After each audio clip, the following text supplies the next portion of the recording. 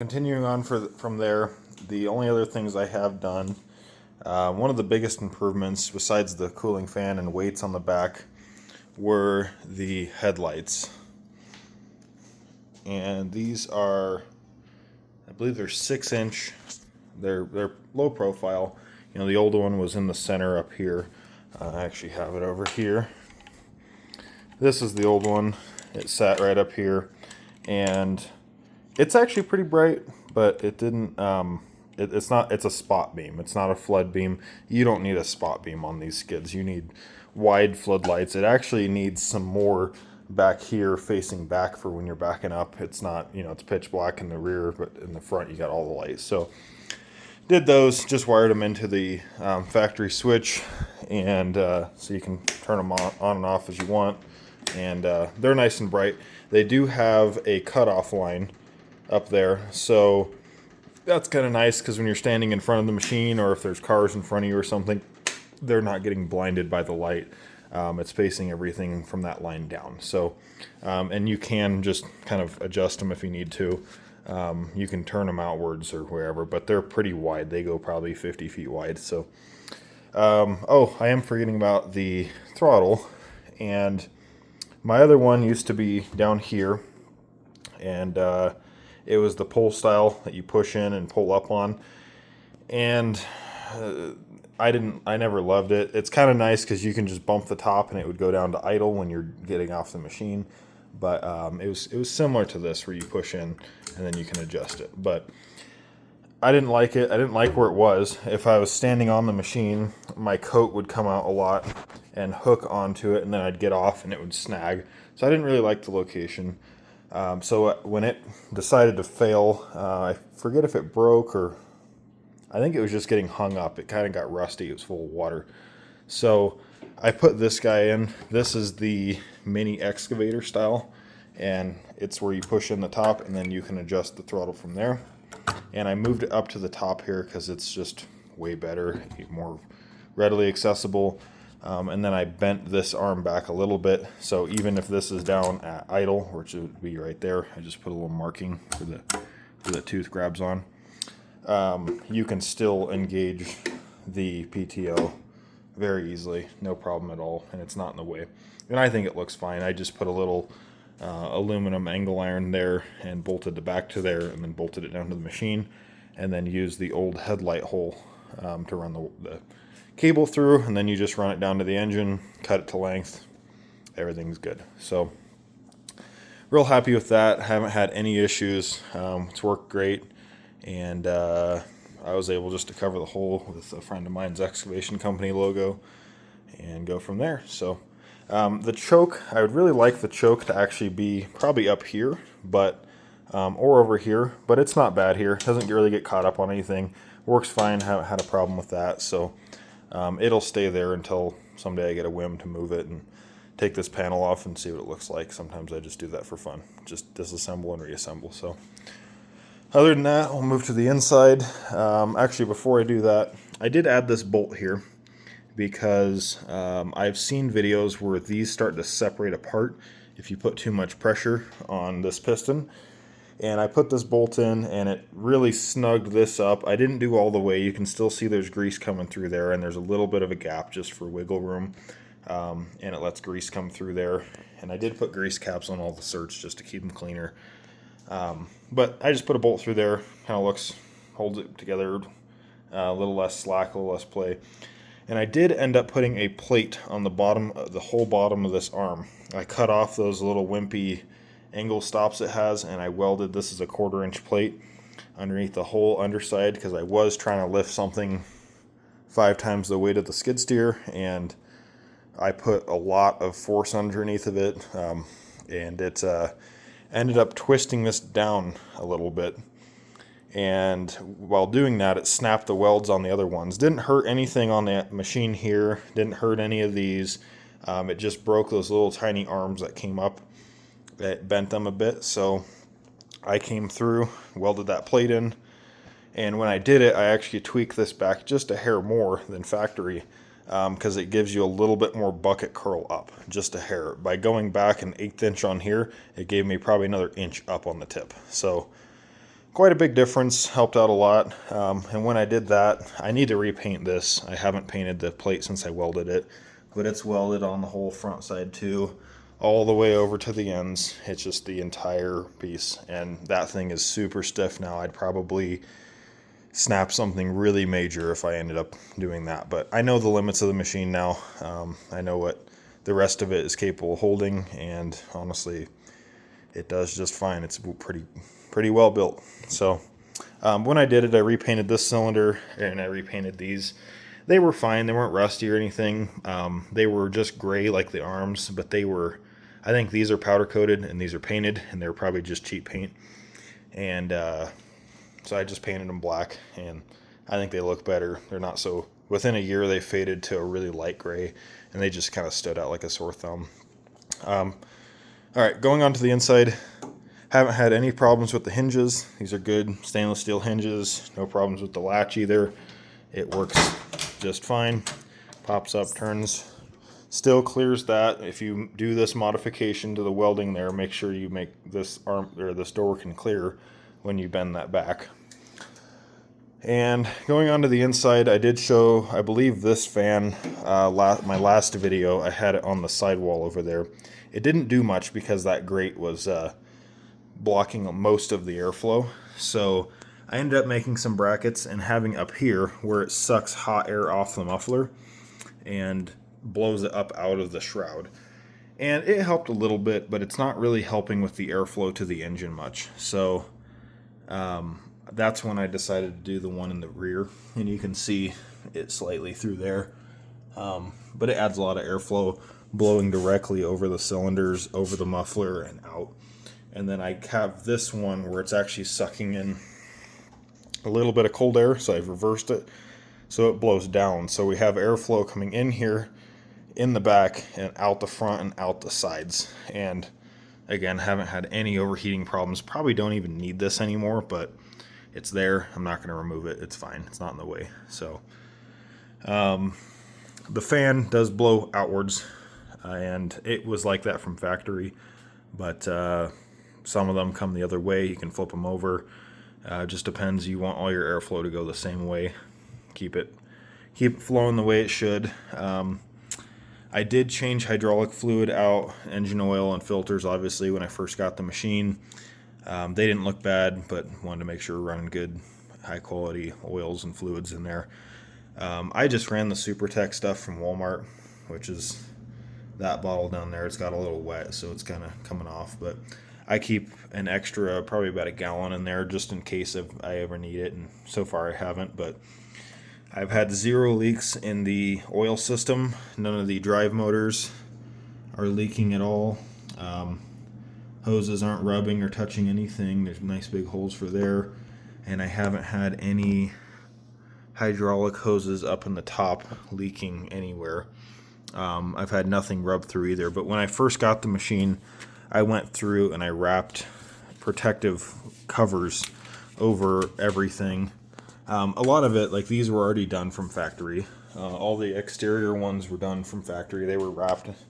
But I went through and stuff like this where it's touching the frame here, I just didn't want it to wear through, so I put a little plastic covers over there and zip tied them on, and it's just preventative. You take an hour, go through the machine, do that. It's going to save you a lot of time and downtime in the long run. So other than that, haven't had any problems. Surprisingly, this battery is the factory battery, Chinese battery, and it works fine. There hasn't been any problems with that. We had -20 last winter, and it would fire right up. I mean, cranked over a little bit, but the battery was never weak. And even times where I've ran it down, one time I forgot that the PTO was left on, trying to crank the engine over with the PTO on, so the pump is loaded, and I thought it was a bad battery, so I kept putting a jumper on it and cranking, and finally it started with the PTO on with nothing connected to the fittings, and that battery's still been fine even though I worked it way too hard. So that's surprising, but it did good. And yeah, everything's been pretty nice with the machine. Haven't had, just a couple add-ons and things I wanted to change and make look better, but overall I try and keep the machine clean and well maintained, and it's easy to work on. People talk about, oh, it's Chinese, or how are you going to find parts, and where are you going to get them, and who's going to work on it. Well, I'm not worried about it. I work on all my own stuff. Most things, if I need a new fan, you go on Amazon. They're a universal size. You need a new cylinder, you can go online, go to a hydraulic shop, go to Tractor Supply. They're all universal sizes. The fittings are almost all universal. Almost everywhere has, or you can order in, hydraulic hoses. If you need stuff like that, if they blow up, you take the hose off, bring it into the hydraulic shop. They'll make you a new one with either then or within the next day or two, and you're back in business. Now, these are more specialty. I saw someone else talk in a video where he said the same thing. If these lines break, which, they're metal lines, they're probably not going to break unless you snag them on something and break them. But even then, you could, in a pinch, replace this, hard line with a hose. You can come up all the way to here, tap in here, run a hydraulic hose down and hook it in and get your job done and replace this line, or just not even worry about it. You can replace the line with a nice hydraulic hose and you're good to go. I don't foresee those ever having an issue unless you physically damage them, catch them on something, but honestly, they don't really stick out that far. The tracks stick out farther, so unless you're not paying attention, you're probably not going to damage anything. So, but other than that, it's been good. Make sure you grease all your connectors or your joints. I don't run it that hard, so I usually do it probably about once a month, which is every 3 to 4 times of use, because I'm just unloading or loading stuff. I'm not doing hours of dirt work and moving stuff around. Sometimes I am, and I'm moving stuff heavy, and if that's the case, then I'll grease it regularly, but most of the time it's just being a forklift for 10-15 minutes and then I park it again. I do have an attachment plate. I went on eBay and bought a $50 plate. That's just a Dingo blank quick connect plate, and I welded a hitch assembly onto there. Actually, it has a hitch receiver that you can put the hitch ball onto. That's what I did. I can show it in another video. So I tend to move boats and trailers and stuff with this. It does really good. A lot of torque. Moves them no problem. I primarily leave the forks on because I run a metal fabrication business, and I use this as a forklift, and works great for that. Now, I do have the bucket, and I have that hitch receiver, but since that is a 2-inch receiver tube on the end of this, when I put the hitch receiver one on, I also have a 8-foot boom that I just took a 2-inch piece of square 1/4 inch material, and I welded a bunch of D-rings to it. So then when I need a boom, I can reach about 12 feet in the air with that boom.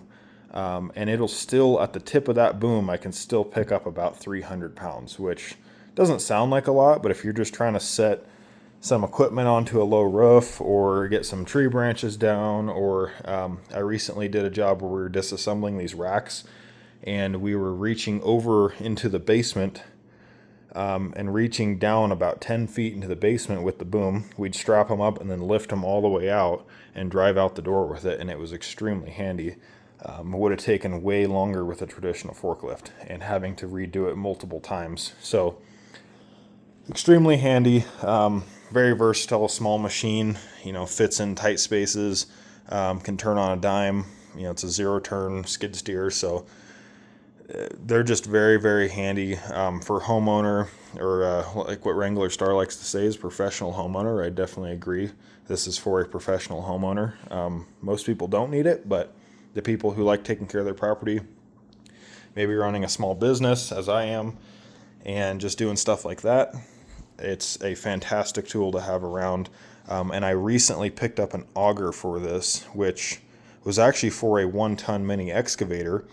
I got it for $300 on Marketplace. It's the auger motor, the swivel mount, and an 8 and a 12-inch bit with the hoses for $300. So I went on Amazon, got some quick connects, hooked them to the hoses, had to do a little bit of adapting for the hose sizes, and then I took another blank plate for a Dingo, and I welded that Mini X style connector onto it which I'll show in another video, and then I cut the top plates off, and it looks factory like it's supposed to be that after I repainted it all. So I did that, and it works great. The machine runs it great. It's got way more power than it could ever need. Most of those Mini X's have a 15 horsepower single cylinder, where this is a 23 horsepower dual cylinder. So that extra volume, a little bit bigger pump, runs that auger great, and honestly it's going to be great for what I need it for. And being able to run fence post, or be able to dig holes for fence posts a couple times a year. I maybe do some fence jobs here and there, and it's nice to have your own auger that you don't have to go rent and be on a time crunch to get it back in time. So but that's about it overall. It's a Land Hero, I believe it's an LR23, and it's been a great machine. I'm really happy I bought it. I got it for just under $5,000. It was about $4,800 from an auction buyer. Could have got it cheaper, but I don't want to deal with the auctions. Not a big deal. The guy I got it from, he probably made about, I don't know, between $800 and $1,000 off of the sale that I did. So I paid a little more than I could have, but I was able to get it, test drive it, look at it before I purchased it, versus half the online ones you can't do that, because unless you go there in person, you're still not allowed to drive them or look, run them or anything. I knew this one was good before I paid cash for it. So yeah, other than that, I think that's everything I've done to there, and there's not a whole lot I will do. I think the only thing, like I said, I will do is probably add some lights somewhere back here. I'm going to do something that's more hidden. I'm not going to get caught up on something, but that shine out to the side and back a little more, just for when you're backing up and maneuvering at night, it's not pure dark. So and then another thing, I may try and figure out how to add some either on top or down into the forks here, or maybe on the sides of these going out, because when you have the boom in the ear, it blocks these lights pretty bad, and you can't see down as much as I'd like to. So maybe these going really far down, and then these are going out, so you have that whole surrounding plus the ones in the back. But yeah, other than that, that's about it. So if you guys have any questions, leave them in the comments, and I will make another video soon of the attachments and how I made that auger, and it should be good from there.